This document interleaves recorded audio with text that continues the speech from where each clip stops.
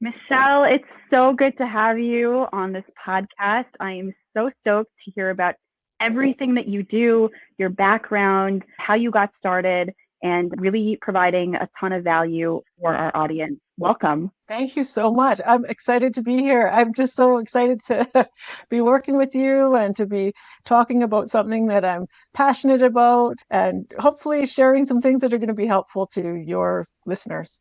Amazing. Can you tell us where you're coming in from? I am coming in from beautiful British Columbia, Canada. Wow, I'm a Canadian myself originally, so I feel Well, yeah, connected in that's that way. Amazing. So let's dive in. Tell me, if you could be remembered for one thing in your career, what would it be?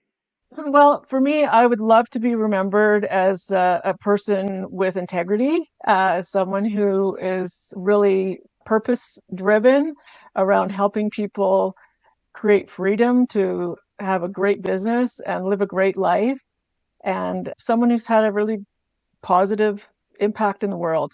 Amazing. I think that it's really important to build freedom with so much technology and the world being so fast paced.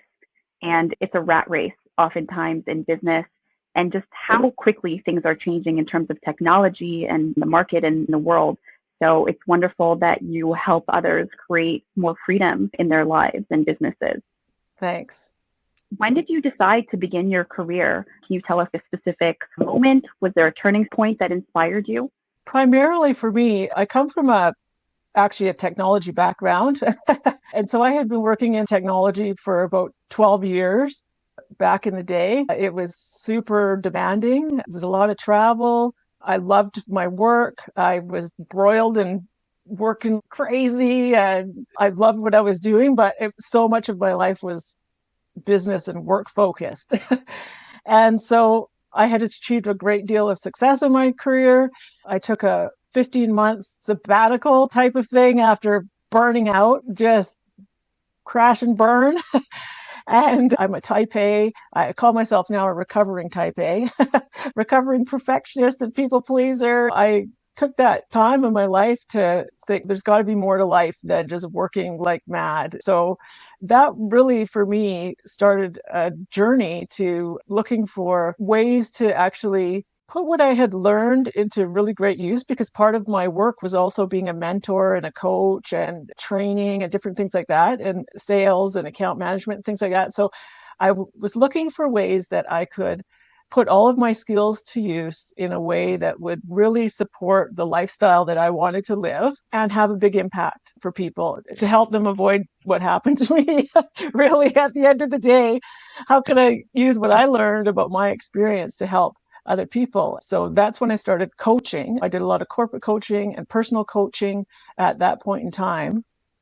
And then I actually had a business other than my coaching business, which had 7 employees. It was a retail business. We were open 7 days a week. And then I was expecting my daughter, and same thing. I was like, oh my gosh, I want to find a way to not be working all the time. I want to raise my own child. I don't want someone else doing that for me. I love the energy of entrepreneurs. I love that they have so much energy and they just put everything into their business. They don't give up. They look for new ways of doing things, but they make quick decisions. So to direct that energy in a way that would help them not only have a great business, but also a great life outside of their business. Amazing. Success without burnout, right? Exactly, exactly. Like I said before, we live in such a fast paced world, and it's so easy constantly looking at other people's successes and say, I need to do better. I need to do more. I need to push the envelope. But honestly, at the end of it all, what are we left with? There are some people that's what drives them and they love that or whatever. But there are many that really want to put family first, but also want to be successful. So finding the right balance is really important. It's vital, because if you're just working nonstop and you're in a construction project and there's so many different pieces moving, there's so many different factors, or you're doing a real estate deal or whatever, it's constantly go, go, go. And so finding that right balance is imperative, because you can't continue going and continue moving forward if you're burnt out. Something's going to give at some point. Exactly. That's so true. And with that mindset, you really need to have it's a growth mindset. How do you approach continual learning and professional development so that you can maintain that equilibrium and growth? Continuous learning seems to be in my DNA. It's something that is hardwired into me. It's always been a priority. One of my core values is improvement. So always looking for ways to improve myself, my business. And this also trickles into my clients. Like, how can we make things better? How can we improve things? Whether it's taking courses, attending conferences. I also do a lot of reading. I usually have one personal development book and one professional development book on the go at any given time. And then the other side of that too is the travel. I love to travel, and I feel like traveling is a great learning experience too, and it exposes me to different ways of doing things. Also, keeping up with trends and technology and those kinds of things are super important too, because they're always evolving. And so looking at ways of getting the most out of myself, people getting the most out of other people, new modalities, that kind of thing. Right, because when you're constantly learning and growing, you can then apply it to your client's world as well. Because people who are highly successful don't have very much time, what you're trying to give them back. So if you're coming to the table with all this information already, you're on the lookout for them and can constantly come to them with new ideas, innovation, and helping them streamline their operations. There are a lot of flakes in my industry, coaches, because anyone can be a coach. And I have actually hired people myself who say, oh gosh, I'm going to help you do this. And they don't. Right. And so for me, one of the ways that I felt was really important to differentiate myself, not only that, but also to prove to myself, because as I first started a coach, one day I'm working for someone else and the next day I'm coaching. I pursued an international coaching certification. So I'm an International Association of Coaching Master Certified Coach. And I did that because I don't know if you have or not, but I'm imagining most people, when they're pursuing new things and growing and learning, they sometimes have a bit of an imposter syndrome of, who am I to think that I can do this now? Or so it was also a way of me to demonstrate to myself my proficiencies at my craft, because I went to get my education in business and marketing. I went into my career and learned what I need to do to succeed there. And I felt, as a coach, a professional designation for me, it wasn't so important back in the day, but as time has progressed, because I've been coaching for a long time, so many people enter this space and just don't have that integrity that I've talked about at the beginning. That's a value for me, to be in integrity, and what I'm doing is adding value. For sure. And being able to provide tangible results, because you said there are many people that are in the space that say that they can do something, or they have fancy marketing language, but they don't actually provide tangible results. Exactly. Yeah. Are there specific resources or practices that you find particularly valuable in terms of your continued learning? Really, for me, each year I do a planning process for my business.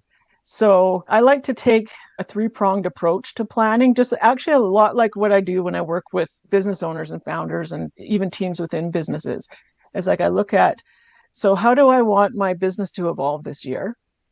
And what does that look like? So I think that's a really important thing, having that vision, creating systems, those kinds of things. So looking at this stuff annually, then looking at, for myself, how am I going to evolve myself? What is missing there? What am I going to put to use this year? What am I going to learn?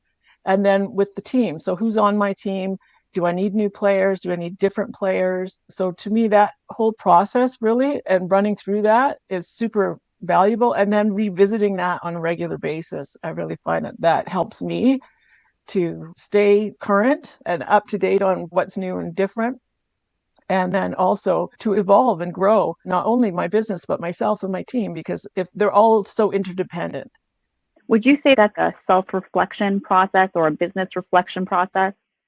Yeah, absolutely. And I do a lot of the what went well or what didn't go well, what could be improved, how could I improve it, for lack of a better word, forensic, where looking for clues and looking for the things that are going well, things that working, things that aren't working, and then making those adjustments as required. You probably do that a lot with your clients as well. I like that, the forensic search.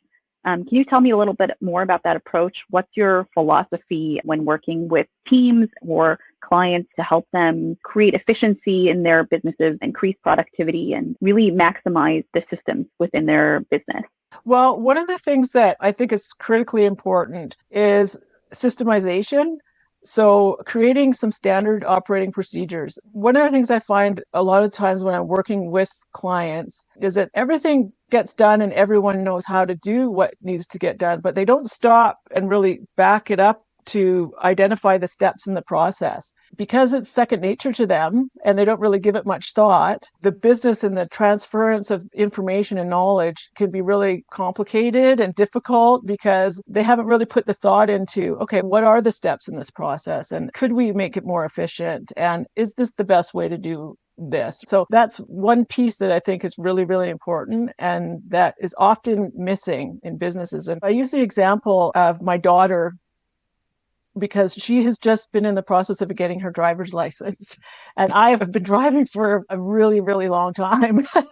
And there are a lot of things that I do automatically without even thinking about it when I'm driving that when I was learning and now watching her learn, I had to really think about. I got to put my seatbelt on before I start my car. If you want to pass your test, that's really what you're supposed to be doing. Or the 360 check that you look around and do before you pull out of anywhere, or if you're opening your car door. I just do that automatically. I don't think about, oh, I need to do a 360 check in this situation. There are a lot of things within businesses that end up that way because a founder has created something, they started it off themselves, and then they grew it, and then they just verbally tell people things, and then they adjust as things, fires come up. So that whole process of really breaking down tasks into systems as much as possible, because that not only makes it clear for people, it makes it easy to train new people. And if someone's out for temporarily or on vacation, we know how it's done. If the founder wants to step away from something, they know, oh, okay, this people know what they're doing. They have that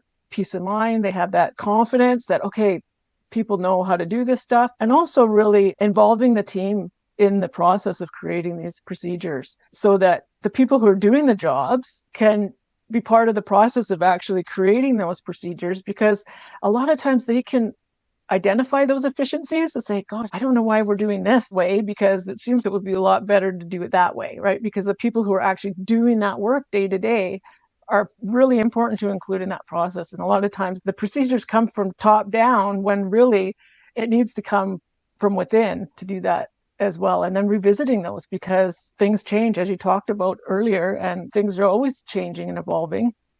And when things aren't going according to plan, that can be a way to really identify opportunities for change. And procedures create consistency, which is also really good for not only for the business, but for the customers and for your ability to deliver what you promise. It doesn't matter if it's Joe or Serena or Jack doing this thing, that the customer is going to get what you promise. So those kinds of things are important in terms of systemization and keeping things consistent. And also creating that freedom.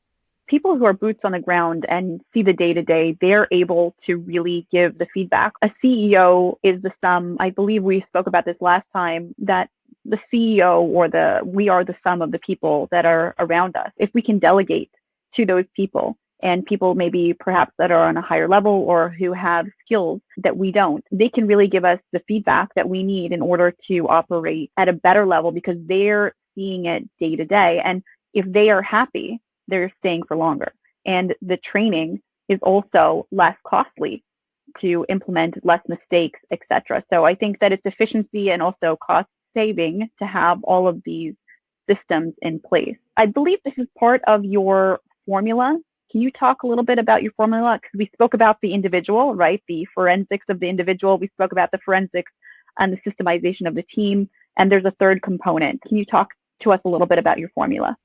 My formula is called a founder freedom formula, what I've created. And it's really about taking a holistic approach to a business to help the business, the founders, and the team members evolve so that the business is running and is highly successful.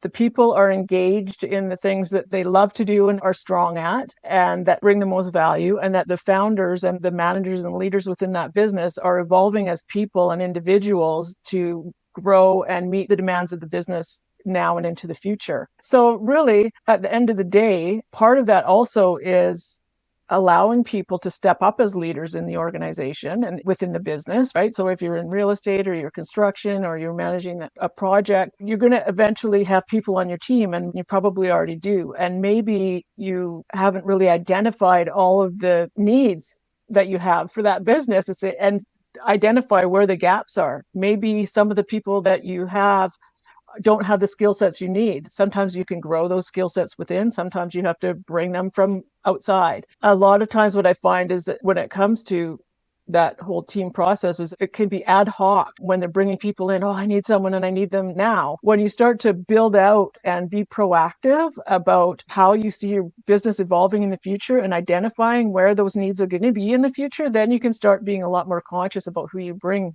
into the team as well. And then a big part of evolving as a leader within an organization or a business is to be willing to let go of some control.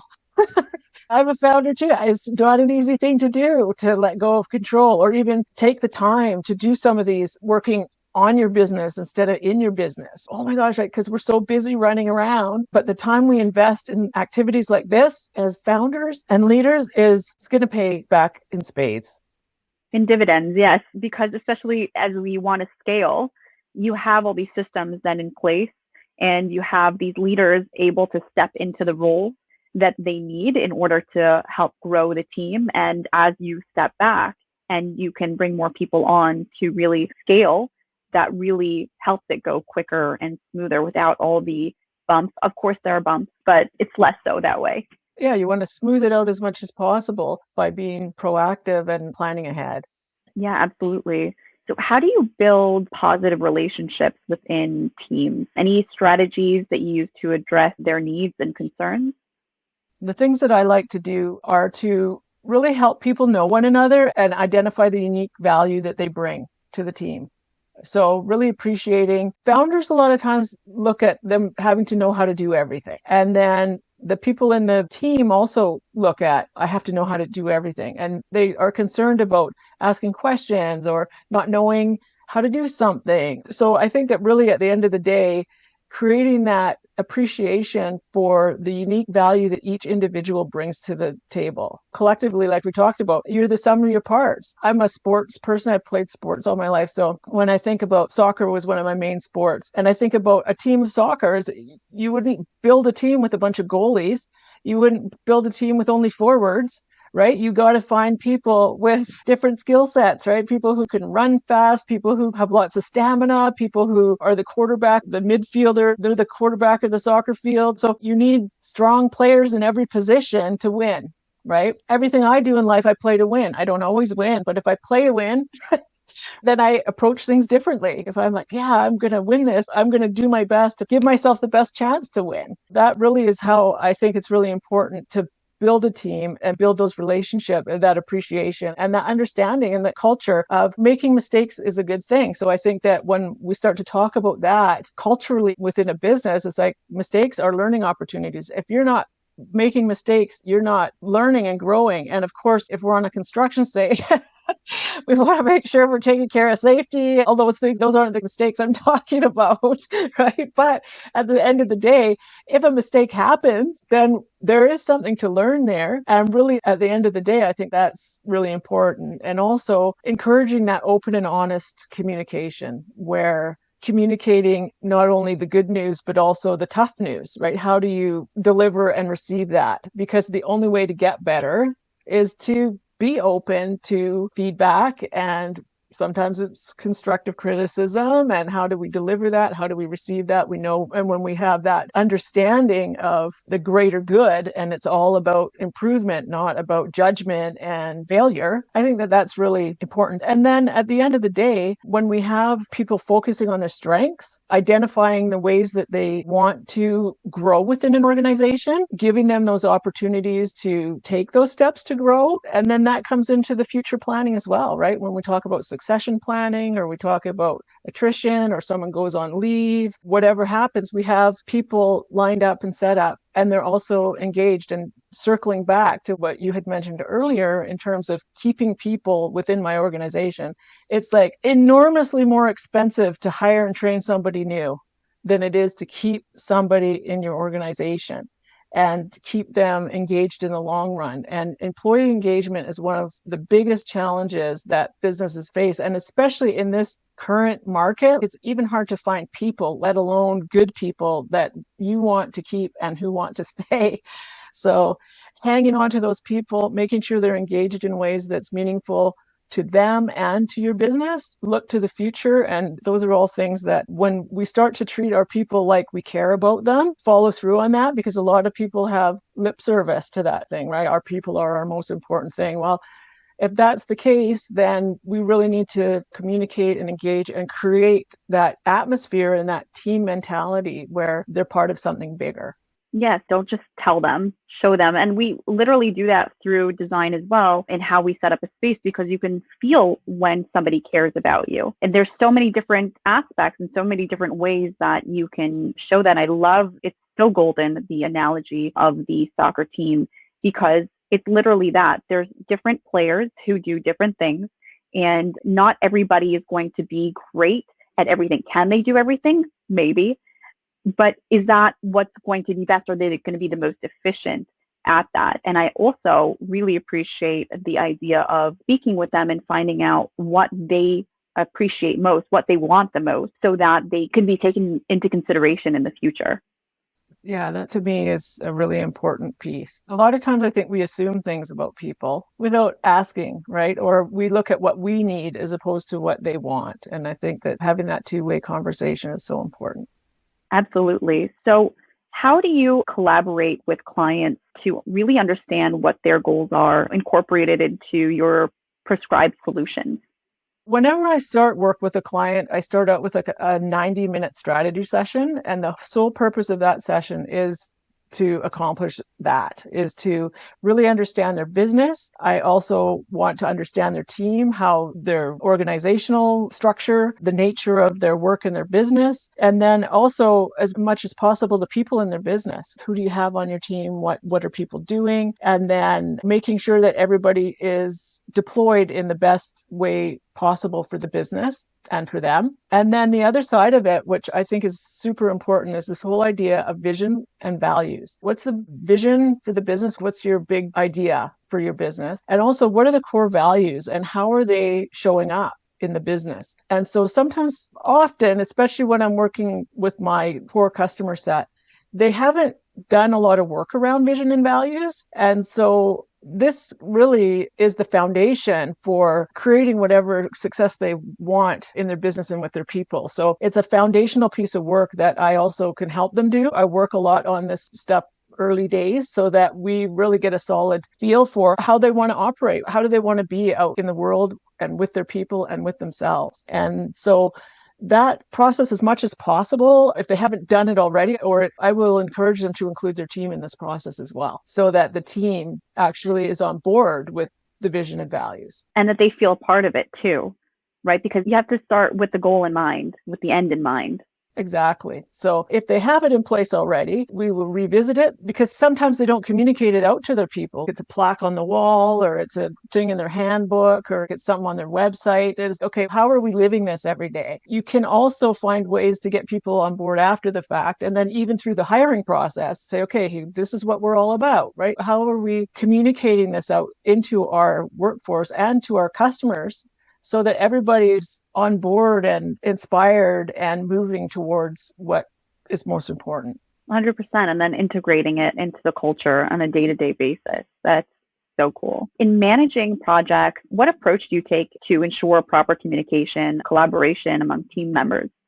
Well, I like to do the upfront planning piece. So looking at the whole project, and again, collaboration for me, when it comes to team, collaboration is so important. Agreeing to the priorities that are in place and the timelines and the tasks, and then distributing those out as appropriate. And then for ongoing tracking, I come from a technology background. Since I'm a trailblazer in whatever industry I decided to go in. When I started in technology, the internet didn't even exist. People didn't even know what software was and why they would want a computer at home or on their desk or anywhere for that matter, because they were vacuums in big rooms. Trying to help people see a vision and then track to that, it can be a process. The technology, the way that it has evolved, has really enabled us to distribute so much in terms of we don't have to be in person all the time. But sometimes we want to be. Sometimes it's more effective to be. There are tools, obviously, for tracking, whether it's a project management software or something like Slack is something that I like to use and encourage my clients to use if they're not, because that's a really great way to just quickly keep track of what's happening and who's doing what. And then face-to-face meetings, online meetings, stuff like that. Reporting, there are lots of things you can do. And this comes back to the systems, creating systems for reporting in. How are we doing? Where are we ahead? Where are we behind? I was talking a little bit earlier about the whole idea of changing nature of construction projects, because I've also had a water slide building is structural steel. So I've been involved in how that company works. And things change all the time. Schedule changes. The client isn't ready when they're supposed to be. There's a piece of equipment in the way when you need access to something. A shipment is delayed. There's just so many factors that come into play. So how do we then communicate about those things? And how do we maybe redirect so that we're not losing a whole, whatever, day or 2 hours? Or what are some of the things that we can be doing in place of the thing we thought we could do to move things forward, right? So really that goes back to this whole regular feedback process. Or, geez, I've got 2 guys that didn't show up for work today. What am I going to do? Do I hire labor ready? Do I have backups on call? What are the systems that I have in place for dealing with different situations, right? So keeping that communication open and then making those adjustments as required. I love that. Technology has played a huge role in helping companies to systemize.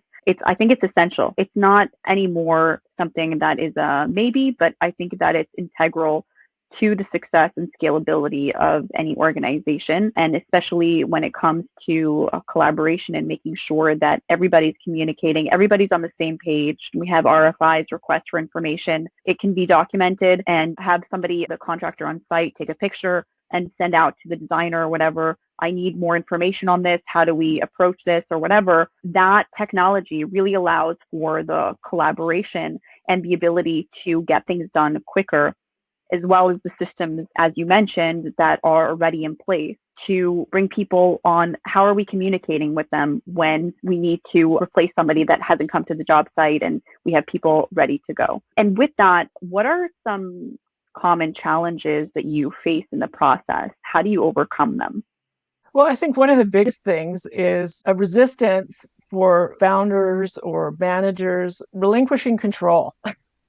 Putting something in someone else's hands. And I get it because it's important. It's their business. Sometimes it's like their baby. They literally birthed this thing and here it is. And it's a growing thing. And they also have a level of ownership about it that is commendable, but also can be the thing that's in their way and that's inhibiting them from growing and creating the freedom and things like that. So that's definitely a challenge. And also I talked a little bit about this whole idea of the time. Time is either a friend or a foe.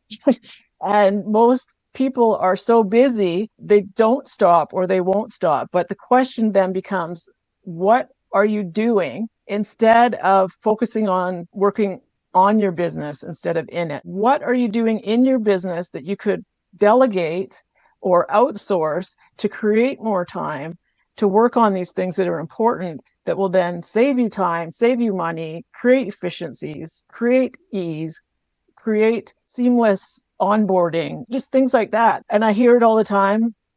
Time, right? And then the other way is this idea of, I've been doing this for a long time and this is the way we've been doing it. And I think this is the right way to do it. And that's not always the case. In fact, it's not often the case.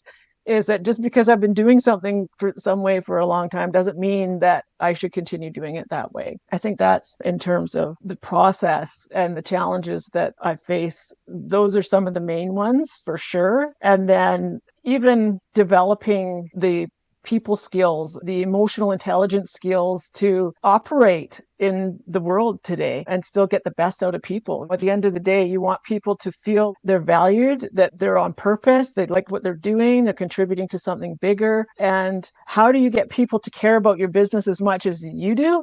You lead them, you train them, you listen to them, and you trust them. So that's really at the end of the day, you turn some things over. And the other side of it is a lot of that comes down to perfection too, right? Allow them to make mistakes. Allow 80% effectiveness to be good enough. It doesn't have to be perfect. Letting go of that idea of perfection is hugely liberating, but it's also hugely impactful when it comes to creating results. Yeah, and I think that you need somebody who is not in the day to day, somebody who is objective from the outside, somebody like yourself, to come in and just do an analysis, forensic analysis on all the moving parts of the business to see where it can be optimized, how to make those improvements, how to encourage the team to communicate that exactly, because it's really, really vital, as we said before, to value the people on your team and make them feel, which is absolutely true. And it's not just some reverse psychology or sideways psychology. It's in truth that you can't literally run the team, run the company without them. If they're your A players and they are there in it to win it with you, alongside you, then they need to be absolutely valued and know that they're being listened to. They can make mistakes. It's a safe place for them to work emotionally, physically, and all of that. What are some lessons that your job has taught you that you think everybody should learn at some point in their life? One of the things that was really an epiphany for me, there's no other way to put it, is that productivity requires downtime. And that was one of those things I just was back when I was driving and working and working and working. If I don't take time to rejuvenate, recharge, relax, I'm not bringing my best to the table. And it's the law of diminishing returns. And I've experienced this myself where I've got my times where I'm most effective and efficient. And then over time, as my energy drains and I get stressed and whatever else happens, I'm not as productive. I'm not as effective. I'm not as patient. I'm not as whatever, fill in the blank, because I'm not taking the time for me to do what I need to do to be performing at my best. And so really putting my own self-care and my own needs at the top of my list serves everyone and everything and my business. So that whole idea of productivity was really shifted for me. And I think that's a really important message, is that productivity doesn't mean working 12 to 14 hours a day. Productivity means taking care of yourself so that you've got the energy to do your best for the business and operate at your peak performance levels and not burn yourself out and drive yourself into the ground. And that is also an example for other people in your business, right? You don't go out for dinner with your family and be checking your phone for work. It's just like, who's important and what's important. And that's really what you want to be focusing your time on. It's like, who's important and what is important. So yeah, your business is important, but you also have important people in your life. You're important to yourself. Your team is important. There's so many different layers to that are important to consider, because if you're out there killing yourself for work, then you're setting the example. That's what you expect other people to do. And if you truly want to build a business that people will be there for the long run, that they feel jazzed about to go to, they have energy for it. I'm not going to put some Pollyanna shiny coating on anything. Sometimes jobs are tough and sometimes days suck. But when you have that bigger feeling and knowing that you're valued and that you're taking time for yourself, you're allowing your people to do that, they could dig deep in the times that they need to, because let's face it, it happens, right? If that's the norm, then something needs to shift. Absolutely. I love that. That's such a fantastic perspective that you have. And I'm so happy that we're sharing all of this knowledge with our audience. So, in wrapping up, what is one question that you wish that I would have asked you? How would you have answered? Well, I guess the one question for me would be, what's most rewarding about my work? Because to me, my life's purpose is really helping people in business, but also this can be translated into any working environment, really any job, because I was working in a corporation and I was working crazy. I've been a business owner working like crazy. You could be a nurse working like crazy. You can be construction working like crazy. I know construction days are really long, right? Unless you're working in a co op. Yeah, I find the most reward when I see people create that freedom and actually have it all, whatever that means to them. So when I see, in my case, I work with a lot of founders. So when I see founders, I help them reclaim 10 hours a week without sacrificing business success, right? And so that's a big thing. It's like, how do I get out of here without having my business go down the tube? So when I see people making the adjustments and creating their businesses and their teams to support that whole idea, that big idea of a great business and a great life, and actually live that. And they're not missing their kids' sports games. They're not late home for dinner. They're actually participating in their lives, having fun outside of work, bringing that energy back to work. It's just a beautiful cycle that I love to be a part of, and having them directing all the energy they have. Because entrepreneurs, and I consider anyone, whether you're a solopreneur, an entrepreneur, working in management, you have this energy. And when you can direct it all in the ways that create your ideal scenario, that's magic. It's golden. That's amazing. I love how you're driven by purpose. And I think that the systems is the what and passion is the why. So that's really, really cool. What are some like takeaways or tips that you can give our audience that they can take away and start implementing now? The first thing I would say is if you haven't already, start getting standard operating procedures in place. Identify some standards and simplify them as much as possible. I think for me, complexity is just waste. So break it down to its simplest form. And again, engage your team in the process, because their collaboration, if there's one message I got to get through today when it comes to teams, and is collaboration. You have a gold mine of information, experience, and knowledge to draw on. You're not alone. So use that to your best advantage and make sure that you're including them in the process. And again, circling back to this whole idea of you are the sum of the people on your team. So make sure you have the right people on your team, and that's going to give you the confidence and peace of mind to grow your business, deliver what you promise, and get the heck out of there and have some fun. Amazing. Everybody wants to have fun.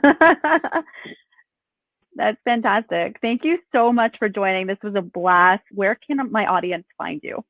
Thank you so much, Leah. I can't even tell you how wonderful it's been to connect with you and just to have this amazing conversation. So thank you for that. Probably the best place to reach me is going to be my website, which is michellerichandson.com. I don't think I need to spell it, but Michelle has 2 L's. You probably see me, michellerichandson.com. And then I have my social links on my website as well. I'm pretty active on LinkedIn. Is a great way to connect with me, but I also am active in Facebook and Twitter, or Facebook and Instagram. I've never been a big Twitter, now X person. So amazing. Thank you so much for joining. oh, my pleasure. Thank you for having me.